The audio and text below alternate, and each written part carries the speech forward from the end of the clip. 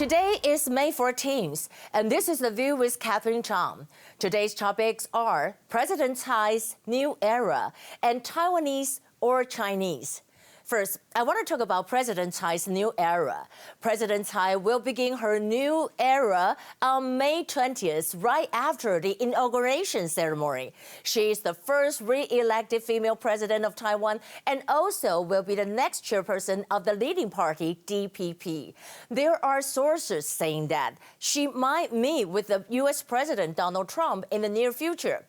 President Tsai achieved such success as kind of precautionary measures against COVID-19. She was praised by countless international press, such as the Forbes, CNN, and New York Times, and she earned herself the title of Iron Lady. However, I also want to talk about the challenges she needs to face in the future. First, about the relationship with China. The inauguration speech of President Tsai on May 20th will be a main point because last Friday, legislators proposed to delete national unification on the act related to China and Taiwan's relations currently. And actually, it already passed the first reading. So what will be the ultimate goal for Taiwan and China relationship? Obviously, it won't be the national unification. So what is it? I don't think it will be a declaration of independence either, because Tsai Ing-wen repeatedly, many times already, Taiwan is an independent country with sovereignty. Thus, there is no need to declare independence again.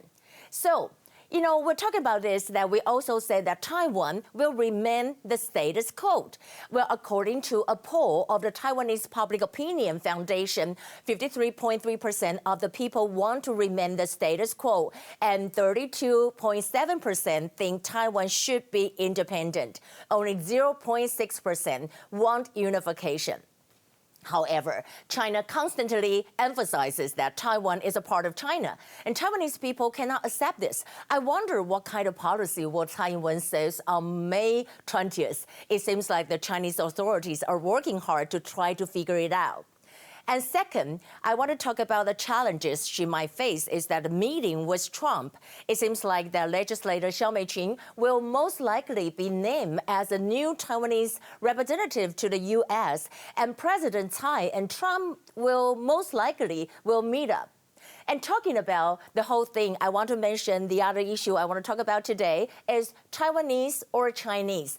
U.S. Pew Research Center released a recent investigation. Way before the 2020 presidential election and COVID-19, there were already 66% of Taiwanese people believe they are pure Taiwanese, and only 4% recognize themselves as Chinese.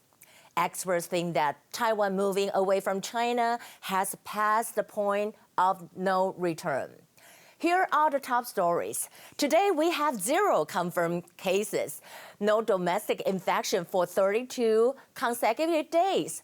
And now, I want to talk about, remember how we said yesterday that WHO legal counsel Stephen Solomon said that there is no mandate for the Director General to extend an invitation. And well, actually not only the MOFA fights back, the U.S. also proved that this is wrong because the U.S. Department of State said that former WHO Director General Chen Fengfuzhen once invited Taiwan to attend WHA as an observer.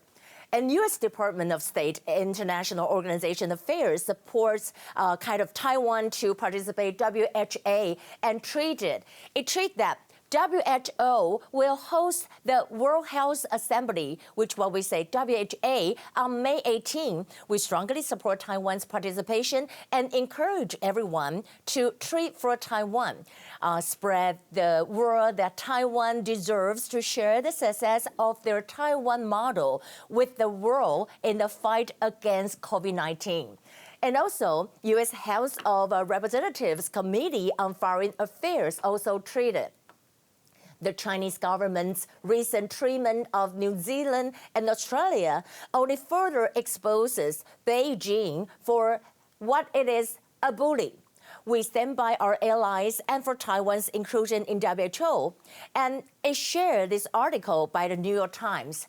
And that is, the New York Times, China berates New Zealand over support for Taiwan at WHO. New Zealand's finance and foreign ministers last week backed a role for Taiwan at the WHO, and Chinese foreign ministry spokesman Zhao Lijian said New Zealand's comments were a severe violation of the One China principle. And Zhao Lijian also said that we express our strong dissatisfaction with the statements and resolutely oppose it. And actually, he said that we have already made stern representations with New Zealand. He also said that the One China principle is the political foundation of China and New Zealand's relationship. China urged New Zealand to strictly abide by the One China principle and immediately stop making wrong statements to Taiwan and try to avoid damaging their bilateral relationship. You know, I really have to say that this is unbelievable how we have to say it over and over again about how Taiwan is not a part of China, and we have to say it for years. It's like, taking advantages of Taiwan, and actually there is a Taiwanese saying that it's like 吃豆腐. 吃豆腐is like eating tofu. We know that tofu is very soft. You know, Taiwan is not made of tofu, and Taiwan is not made of plastic either. China refuses to give up developing country status in WTO. Trump administration strongly protests against China's unfair trading advantages in the WTO and World Trade Organization. With the status, Beijing has been able to levy high tariffs on the United States and Europe imports while enjoying low duties on its own export. We'll talk about this. We know that the Chinese ambassador to WTO, Zhang Xiangchen, said that China still has a long way to go before it reaches kind of a balanced and successful economy. And Trump and the U.S. officials are emotional and opinionated, and it should be left to each country to determine its own status.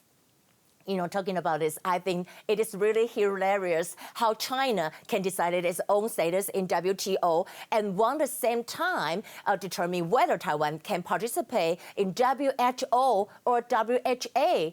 Don't you think, it's really crazy? Who do you think you are? China is kind of egocentric. And I want to talk about the U.S. President Donald Trump said that we just made a great trade deal. The ink was barely dry and the world was hit by the plague from China. He said 100 trade deals wouldn't make up the differences, and also for those innocent lives lost. I think what Trump said is really true. Now, I want to show you this meme, and that is very popular on the internet. Well, the topic is how is life in China? And you can see this guy, I think they ask it in Mandarin, in Chinese, but I would have translated in English. It said, how is life in China? And here it said, oh, we can't complain. Oh, we can't complain. That means, well, it's pretty good, right? But so they say, oh, wow, that's awesome. But actually they said, no, seriously, we can't. And it looked so awkward. And what does that mean? It's not that they have nothing to complain. The truth is that they are not allowed to complain about China. And of course, it's kind of awkward, but this is a very interesting meme. How do you think about it? And that will be today's The View. I'm Catherine Chang. I'll see you tomorrow.